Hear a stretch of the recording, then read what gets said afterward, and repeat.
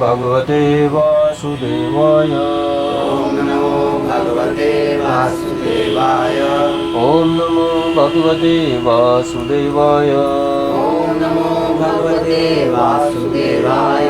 नारायणं नमस्कृतं नारायणं नमस्कृतं नरं चैव नरोत्तमं नरं चैव नरोत्तमं देवीं सरस्वतीं व्यासं देवीं सरस्वतीं व्यासं ततो च मुदीर्ये। ततो जयमुदीरये। नष्टप्रायेषु भद्रेषु नष्टप्रायेषु भद्रेषु नित्यं भागवत सेवया नित्यं भागवत सेवया भगवती उत्तम श्लोके भगवती उत्तम श्लोके भक्तिर्भवति नैष्ठिकी। भक्तिर्भवति नैष्ठिकी।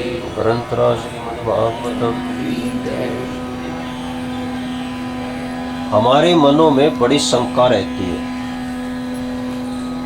और भगवत गीता और भागवतम में बार बार हमें सुनते हैं और पढ़ते हैं, सुन भी लेते हैं, उसके बाद भी अमल नहीं करते। क्यों? आज हो गया नवरात्रि का पहला दिन और सभी कहाँ लगे हुए हैं? देवी को प्रसन्न करने में।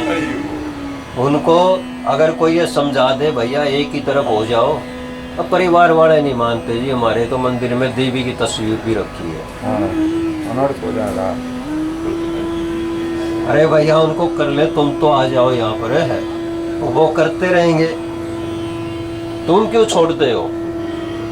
सुनो, आज जो यहाँ पर आज सबसे मुख्य बात जो है दिमाग में जो आई बात यार, ब्रह्म संहिता का श्लोक कोई पढ़ लेता ना ये तो फिर दोबारा मतलब पता चल जाता। उनको नहीं मतलब ये सकेगा।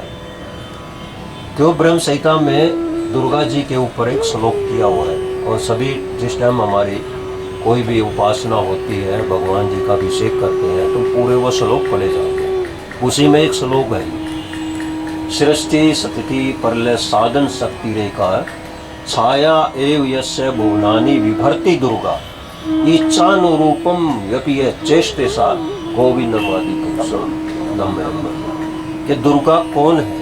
इस श्लोक के अंदर सारी वही चीज बताई है कि वो अपनी मर्जी से कोई चीज आपको नहीं देगी। आपने उसकी आराधना करके कुछ मांगा भी है, वो अपनी मर्जी से कुछ नहीं देगी, वो इन्हीं से लेगी, इन्हीं से लेकर के आपको देगी।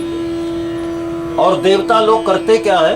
गीता में ही पढ़ते हैं ना, यान्ति देवव्रता देवानी आते श्लोक आते हैं।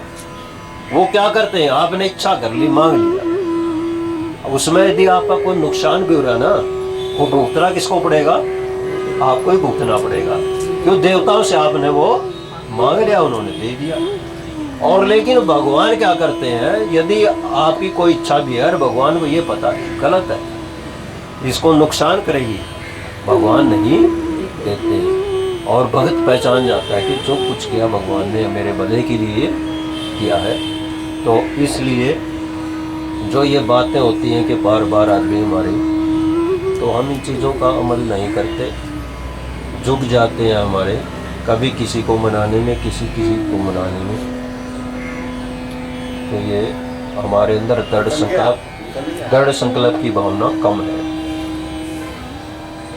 स्कंद 4 अध्याय 7 श्लोक नंबर 57 श्रीमद् भागवतम। राजा दक्ष द्वारा यज्ञ संपन्न करना। तस्मै उस दक्ष को अपि ही अनुभावेन परमेश्वर की पूजा द्वारा स्वेन अपने से एव निश्चय एवाप्त राध से सिद्धि प्राप्त करके धर्म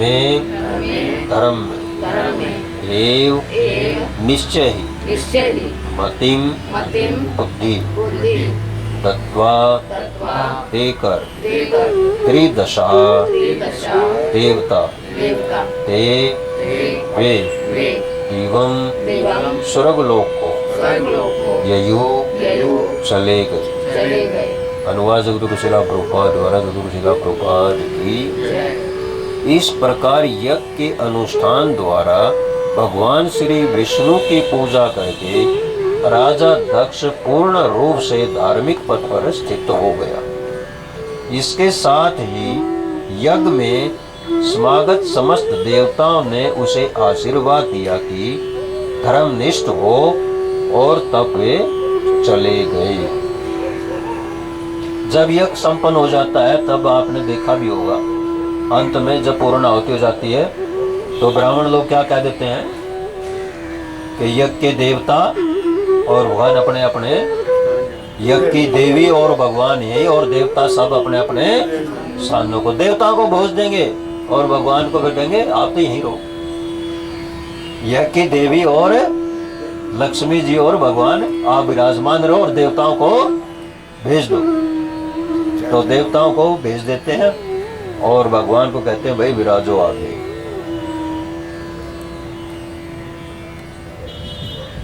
तात्पर्य, यद्यपि राजा दक्ष धर्म में काफी बड़ा चढ़ा था, किंतु उसे देवताओं के आशीर्वाद की प्रतीक्षा थी। इस प्रकार राजा दक्ष द्वारा चलाया गया यज्ञ शांति तथा सौहार्द पूर्वक पूर्ण हुआ। श्लोक नंबर 58। एवं इस प्रकार दाक्षायणी दक्ष की पुत्री त्याग कर सती पुरु कलेवरम अपना पहले का शरीर यज्ञे उत्पन्न हुई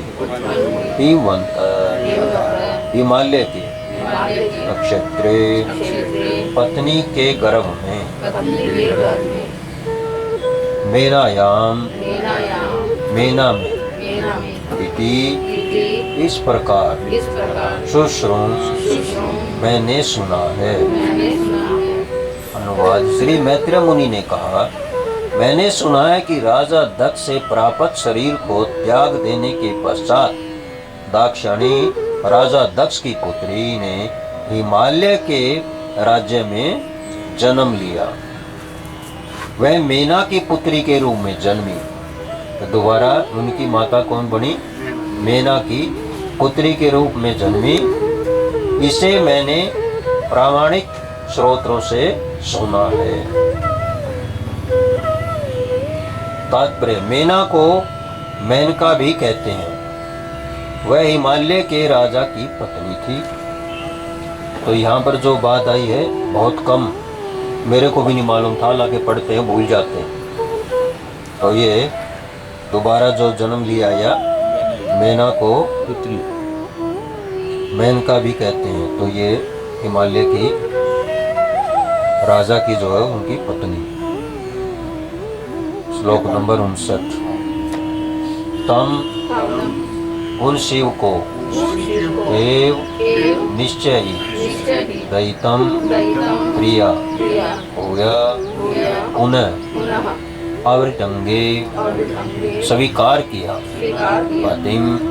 पति रूप में अंबिका या सती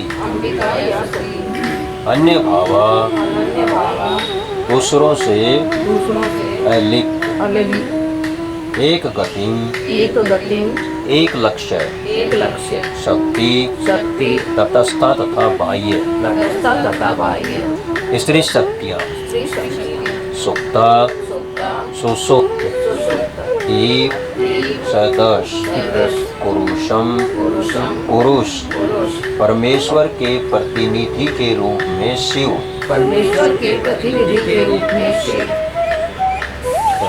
अंबिका देवी दुर्गा ने जो दाक्षायणी सती कहलाती थी, उन्हें शिव को अपने पति के रूप में स्वीकार किया। जिस प्रकार की श्री भगवान की विभिन्न शक्तियाँ नवीन सृष्टि के समय कार्य करती हैं। पत्नी ने तो शरीर त्याग करके दोबारा हिमालय की पुत्री के रूप में आ गई और शिव जो के तो वहाँ पर बने हुए हैं। तो दोबारा उन्होंने किया, उसको पति रूप में स्वीकार किया।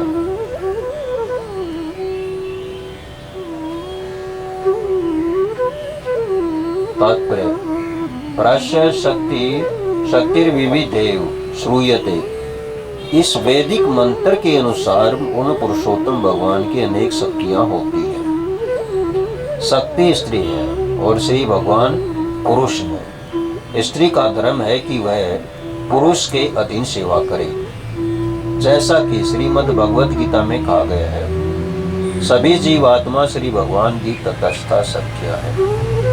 अतः समस्त जीवात्माओं का कर्तव्य है कि वे इस परम पुरुष की सेवा करें।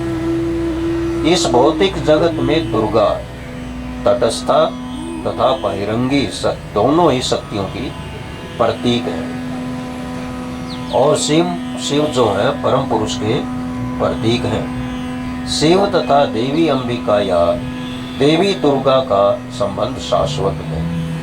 साध्वी सती शिव के अतिरिक्त अन्य को पति स्वीकार नहीं कर सकती थी। जिस प्रकार शिव ने देवी दुर्गा या हिमालय की कन्या देवी हिमवती के साथ विवाह किया, और जिस तरह कार्तिकेय जी का जन्म हुआ वह अपने आप में एक लंबी कथा है। तो कार्तिक का तो जन्म हो गया, ये यहाँ पर दिया गया है कि हिमालय की पुत्री, हम उसको पार्वती भी कह देते हैं, और मेनका यहाँ है। और यहाँ पर जो रूप आया है कि चाहे दुर्गा है वो किसी भी रूप में को कार्तिकेय जी का जन्म हुआ। और गणेश जी का जन्म बहुत से कह देते हैं कि जी गणेश जी का जन्म कैसे हुआ, और सुनने में तो आता गणेश जी तो बहुत पहले से ही है। गणेश जी जो है इनसे भी पहले हैं, तो शिव से भी बहुत पहले बताए गए।